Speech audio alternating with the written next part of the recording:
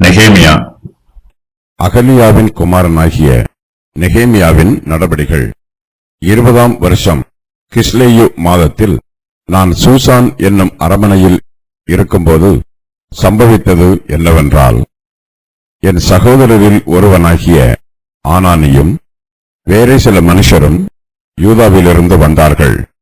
அவர்களிடத்தில் நான் சிறையிருப்பில் மீண்டு தப்பின யூதரின் செய்தியையும் எருசலேமின் செய்தியையும் விசாரித்தேன்.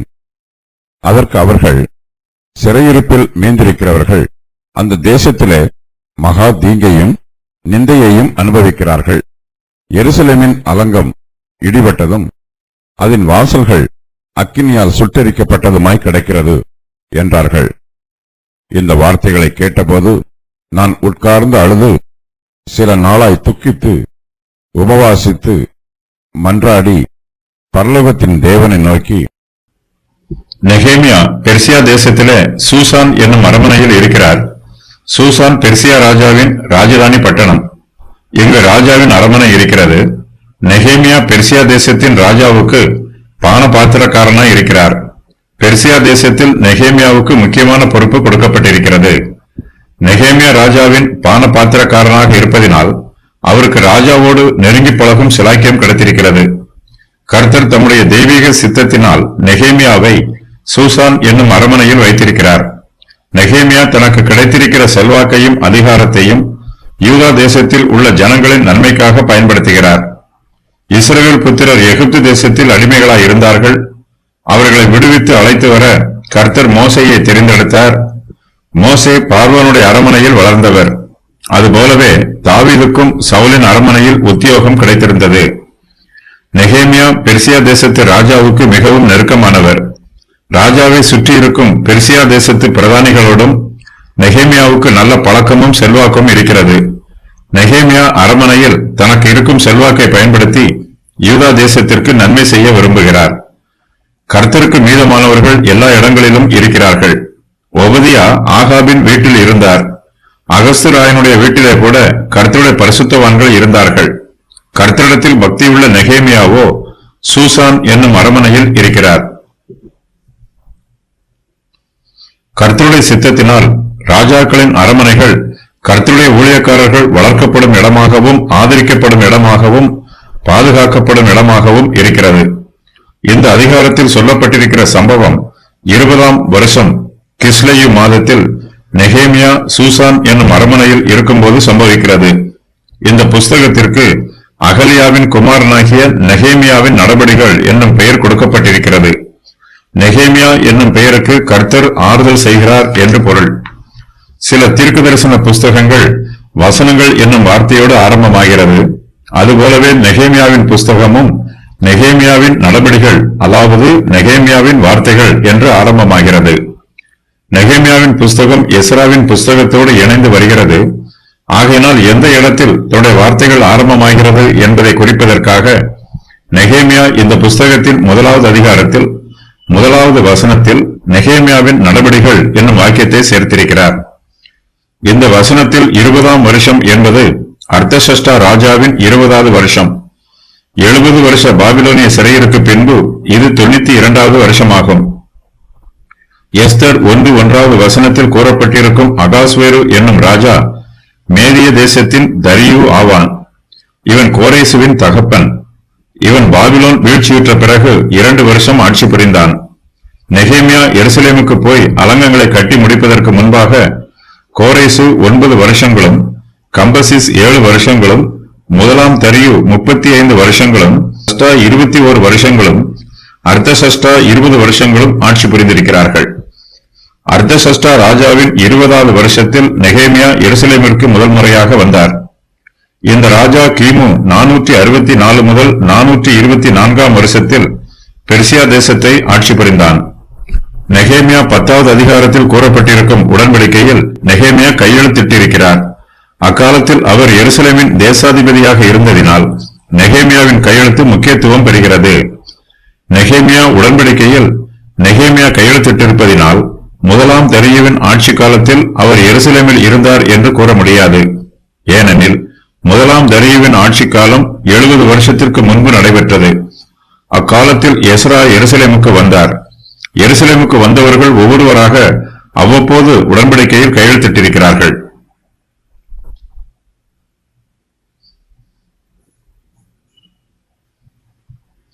நெகேமியா சூசான் என்னும் அரமனையில் இருக்கிறார்.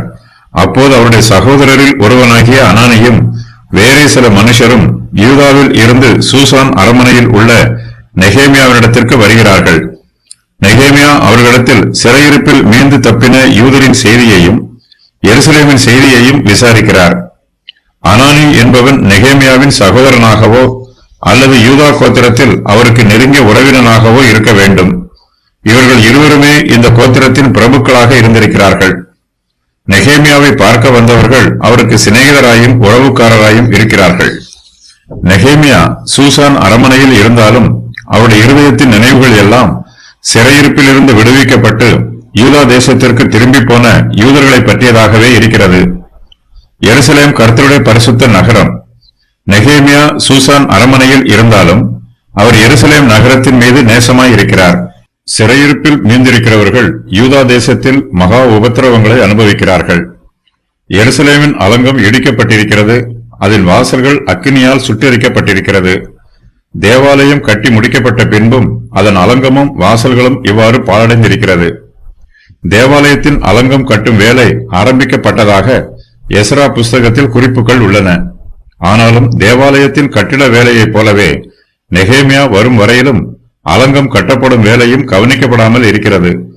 சூசான் அரமனையில் நெகேமியாவுக்கு ஒரு பிரச்சனையும் இல்லை. அவர் அங்கே சகல அதிகாரத்தோடும் சகல சம்பத்தோடும் சந்தோஷமா இருக்கிறார்.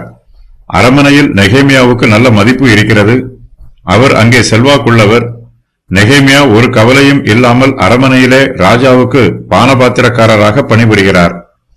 நெகேமியா சூசான் என்னும் அரமனையில் சந்தோஷமாக இருந்தாலும் அவர் இஸ்ரவேல் புத்திரரை மறக்கவில்லை. சிறையிருப்பில் இருந்து திரும்பி போனவர்கள் எப்படி இருக்கிறார்களோ என்பதை அறிந்து கொள்ளும் ஆர்வம் அவருடைய மனதில் இருக்கிறது. எருசலேம் நகரமும் இப்போது எந்த நிலைமையில் இருக்கிறது என்பதை அறிந்து கொள்ள நெகேமியா ஆவலாய் இருக்கிறார். அவனுக்கு 40 வயது ஆனபோது இஸ்ரவேல் புத்திரராகிய தன்னுடைய சகோதரரை கண்டு சந்திக்கும்படி அவனுடைய இருதயத்தில் எண்ணம் உண்டாயிற்று. அப்போஸ்தலர் 7:23. நெகேமியாவின் சரீரம் சூசான் அரமனையில் இருந்தாலும் அவருடைய மனதோ எருசலேமில் இருக்கிறது. பெர்சியா தேசத்திலே நெகேமியாவுக்கு உயர்ந்த அந்தஸ்து இருக்கிறது. ஆனாலும் சிறையிருப்பில் மீந்திருக்கிறவர்களாகிய இஸ்ரவேல் புத்திரரை குறித்து அவர் கரிசனை உள்ளவராய் இருக்கிறார். இஸ்ரவேல் புத்திரர் இப்போது மகிமை இழந்து சாதாரண ஜனங்களாக இருக்கிறார்கள். அவர்களை பற்றி நினைப்பது தன்னுடைய உயர்ந்த அந்தஸ்துக்கு ஏற்றது அல்ல என்று நெகேமியா நினைக்கவில்லை. சிறையிருப்பில் இருந்து திரும்பி போன இஸ்ரவேல் புத்திரரோடு ஐக்கியமாக இருப்பதும் அவர்களுக்கு ஆதரவாக இருப்பதும் தன்னுடைய உயர் பதவிக்கு அவமானம் என்று நெகேமியா நினைக்கவில்லை.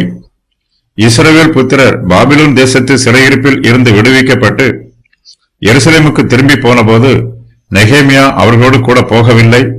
அவர் எருசலேமிலே வாசம் பண்ணவும் இல்லை. பாபிலோன் தேசத்து சிறையிருப்பில் இருந்து எருசலேமுக்கு போனவர்களில் சிலர் மறுபடியுமாக பெர்சியா தேசத்திற்கு திரும்பி வருகிறார்கள். நெகேமியாவோ பெர்சியா தேசத்திலேயே தங்கியிருக்கிறார். ஆகையினால் பெர்சியா தேசத்திற்கு திரும்பி வருகிற யூதர்களை நியாயம் தீர்க்கிற தகுதி நெகேமியாவுக்கு இல்லை. பெர்சியா தேசத்திற்கு திரும்பி வந்த யூதர்கள் மீது நெகேமியா குற்றம் சொல்லவும் முடியாது. ஏனென்றால் நெகேமியா இன்னும் எருசலேமுக்கு ஒரு தடவை கூட போகவில்லை. சிறையிருப்பில் மீந்திருக்கிறவர்கள் யூதா தேசத்தில் மகா தீங்கையும் நிந்தையையும் அனுபவிக்கிறார்கள். எருசலேமின் அலங்கம் இடிபட்டு கிடக்கிறது. அதன் வாசல்கள் அக்கினியால் சுட்டெரிக்கப்பட்டு கிடக்கிறது. யூதரின் செய்தியையும் எருசலேமின் செய்தியையும் அனானி என்பவன் நெகேமியாவிடம் வந்து சொல்லுகிறான். இவன் நெகேமியாவின் சகோதரரில் ஒருவன். அனானியை பற்றி நெகேமியா 7:2 அதிகமாக சொல்லப்பட்டிருக்கிறது.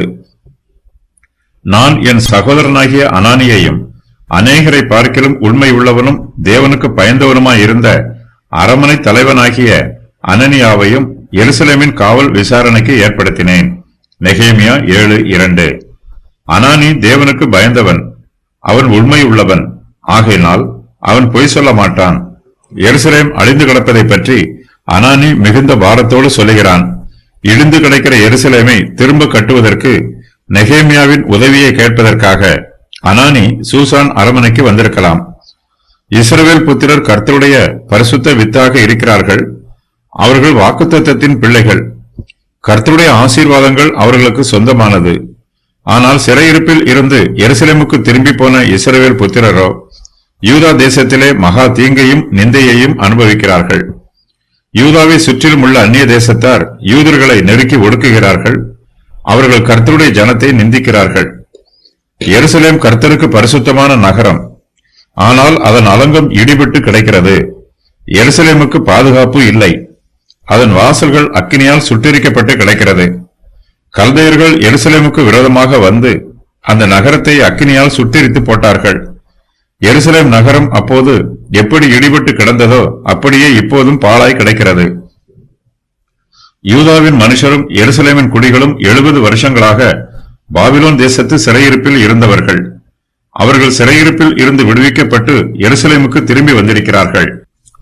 இப்போது யூதா தேசத்தில் இருக்கிற இஸ்ரவேல் புத்திரரிடத்தில் ஐஸ்வர்யம் இல்லை. அவர்கள் தரித்திரராய் இருக்கிறார்கள். யூதா தேசத்தை சுற்றிலும் இருக்கிற சத்துருக்களும் அவர்களை ஒடுக்குகிறார்கள். இஸ்ரவேல் புத்திரர் ஏராளமான ஆபத்துக்கள் மத்தியிலே பாதுகாப்பு இல்லாமல் இருக்கிறார்கள். சிறையிருப்பில் இருந்து திரும்பி வந்தவர்கள் எருசலேமிலே தேவனுடைய ஆலயத்தை கட்டியிருக்கிறார்கள். யூதா தேசத்திற்கு ஒரு அதிபதியும் இருக்கிறான். அவர்களுடைய வழக்குகளை விசாரிக்க நியாயாதிபதிகளும் அதிகாரிகளும் நியமிக்கப்பட்டிருக்கிறார்கள்.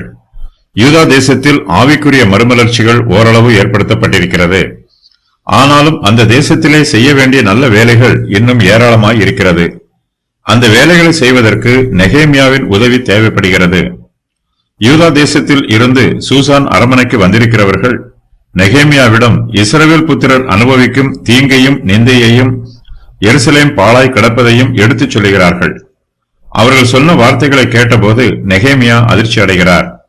அவர் சிறையிருப்பில் இருந்து திரும்பி போன யூதர்கள் மேலும் எருசலேம் நகரத்தின் மேலும் அதிக கரிசனை உள்ளவர்.